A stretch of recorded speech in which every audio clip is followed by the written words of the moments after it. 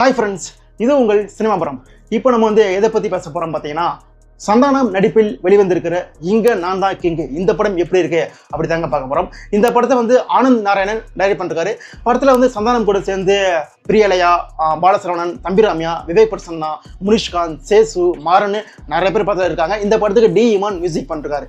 இந்த படத்துலேயே ஷார்ட்டாக ஒரு ஒன்லைன் கேட்டிங்கன்னா, சந்தானம் 90s கிட்ஸாக இருக்காருங்க. அவர் மேரேஜ் ஆகாமல் 90s கிட்ஸாக இருக்காரு. அவர் பொண்ணு தேடிட்டு இருக்காரு.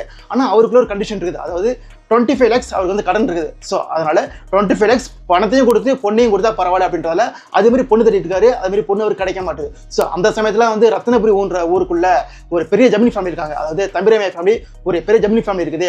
அந்த ஃபேமிலிக்குள்ள பொண்ணு எடுத்தா நிறைய சொத்து கிடைக்குன்றதால அந்த ஃபேமிலிக்குள்ள சந்தானம் பொண்ணு எடுக்கிறாரு. ஆனால் பொண்ணு எடுத்த முடிஞ்சதான் தெரியுது, அந்த மேரேஜ் முடிஞ்சதான் தெரியுது, அந்த ஃபேமிலியை ஏற்கனவே 10 கோடி கடன் இருக்காங்க தெரியுது. ஸோ அதுக்கப்புறம் பார்த்தீங்கன்னா சந்தானம் ஃபேமிலி, அதாவது தம்பிராமியா மகனான பாலசரவணன், அப்புறம் அவங்களுடைய பொண்ணு எல்லாம் சென்னைக்கு வராங்க. ஸோ இங்க சென்னையில சந்தானம் ஃப்ரெண்ட் விவேக் பிரசன்னா அவரு மாதிரியே ஒரு தீவிரவாதி இருக்காரு. அந்த தீவிரவாதி தற்செயலா சந்தானம் ஃபேமிலியால கொல்லப்படுறாரு. ஸோ இதுக்கப்புறம் இந்த கதையில என்ன நடக்குது? ஸோ அதுதாங்க இந்த படத்துல மொத்த கதையே.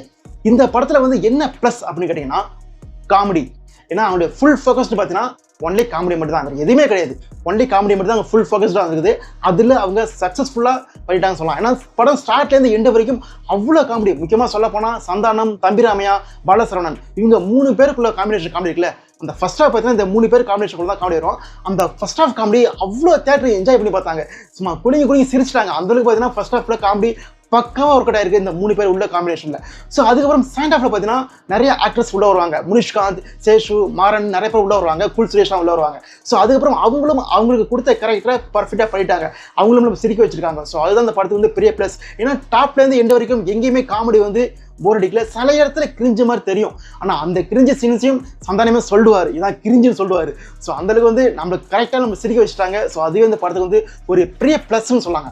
சரி, இந்த படத்தில் என்ன மைனஸ் அப்படின்னு கேட்டிங்கன்னா, இந்த படத்தில் ஃபர்ஸ்ட் ஹாஃப்ல எந்த அளவுக்கு ஸ்டோரி சூப்பராக போய் நல்ல காமெடி ஒர்க் அவுட் ஆச்சோ அதே மாதிரி செகண்ட் ஹாஃப்ல கொஞ்சம் டல் அடிக்கும். ஏன்னா காமெடி ஓகே, ஃபர்ஸ்ட் ஹாஃப் என்ன காமெடி இருந்துச்சோ அதே காமெடி தான் செகண்ட் ஹாஃப்லேயும் வரும். அது எந்த பிரச்சனையும் கிடையாது. உங்களுக்கு காமெடியில் டிசப்பாயிண்டே கிடையாது, அது ஓகேங்களா. ஆனால் ஸ்டோரி பார்த்தீங்கன்னா செகண்ட் ஹாஃப்ல கொஞ்சம் டல்லாக இருக்கும். கொஞ்சம் லென்த்தியாக போய் முடிச்ச மாதிரி லாஸ்ட்டில் ஃபீல் ஆச்சு. ஸோ அதையும் காமெடி சீன்ஸ்லாம் வச்சு கொஞ்சம் மேட்ச் பண்ணிட்டாங்க. ஸோ அதை விட்டுருங்க. பட் அதான் கொஞ்சம் ஃபர்ஸ்ட் ஹாஃப் கம்பேர் பண்ணுறப்போ செகண்ட் ஹாஃப்ல கொஞ்சம் டல்லாக இருந்துச்சே தவிர மற்றபடி எந்த ஒரு இது கிடையாது. ஆனால் இந்த படத்தில் மியூசிக் என்னன்னு பார்த்தீங்கன்னா, டி இமான் இந்த படத்துக்கு என்ன தேவையோ அதை பர்ஃபெக்டாக பண்ணிட்டாரு. ஏன்னா சாங்ஸாக இருக்கட்டும், பிஜிஎம் இருக்கட்டும், எல்லாமே இந்த படத்துக்கு என்ன தேவையோ, ஒரு காமெடி படத்துக்கு என்ன தேவையோ அதை பர்ஃபெக்டாக பண்ணிட்டாரு. ரொம்ப நாளைக்கு அப்புறம் தியேட்டரில் அவ்வளோ சிரிப்பலைகள். ஏன்னா சந்தானம் படம் அந்த A1 படம் பார்த்துருப்பீங்களா, அந்த A1 அந்த டிடி டேட்ஸ்லாம் படம் பார்த்துருப்பீங்களா. ஸோ அதே மாதிரி இந்த படத்தில் சந்தானம் இறங்கி கவுண்டர் கொடுத்து நம்மளை கடைசி நம்ம சிரிக்க வச்சிருக்காரு. ஸோ ஒரு தரமான ஒரு காமெடி படம் தான். நிச்சயம் நீங்கள் தியேட்டரில் படத்தை பாருங்க. இந்த படத்தில் இன்னொரு விஷயம் பண்ணி வச்சிருக்காங்க. அதாவது கேட்டிங்கன்னா, விக்ரம் ரோஸ்ட். அதாவது சில சீன்ஸ் விக்ரம் படத்தை ரோஸ்ட் பண்ணி வச்சிருக்காங்க. அந்த ரோலெக்ஸ் கேரக்டர், அப்புறம் விக்ரமுடைய அந்த லாஸ்ட் கிளைமேக்ஸ்ல கமல் வருவார்ல, அந்த கேரக்டர் அந்த சீனை வச்சுட்டு ஒரு காமெடி. ஸோ இதே மாதிரி பார்த்தீங்கன்னா சில சீன்ஸ்ல விக்ரம் படத்தை லைட்டாக ரோஸ்ட் பண்ணுறாங்க. சில பிஜிஎம்மும் விக்ரம் படத்தை பிஜிஎம் மாதிரி மிக்ஸ் பண்ணி அடிச்சு விட்டுருக்காரு டி இமான். ஸோ அதையும் சொல்லி தான் ஆகணும். ஸோ மொத்தத்தில் இந்த படம் எப்படி இருக்கு அப்படின்னு கேட்டிங்கன்னா, ஒரு நல்ல படங்க.